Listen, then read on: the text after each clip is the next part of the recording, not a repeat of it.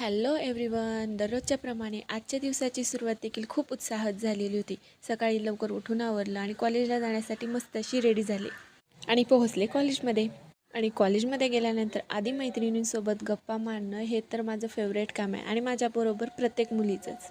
Actually ना आमचा class अजून रिकामा झालेला नव्हता, त्याच्यामुळेच ना आम्ही बाहेर कॅम्पसमध्ये थांबलेलो होतो. समोरचं हिरवंगार वातावरण, थंडगार वारा आणि शांतता मनाला खूप छान वाटत होतं आणि हे मुमेंट्स अनुभवायला खूप जास्त आवडतं.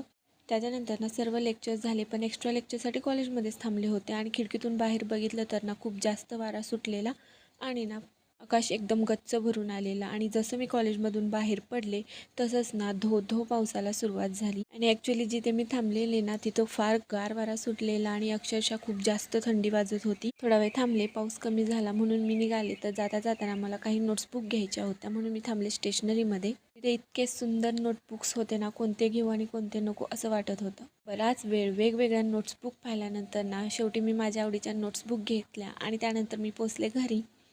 संध्याकाळी सर्व कामे पटापट आवरली, जेवले आणि त्याच्यानंतर मी बसले माझ्या नवीन नोटबुक्समध्ये ना नोट कंप्लीट करायला.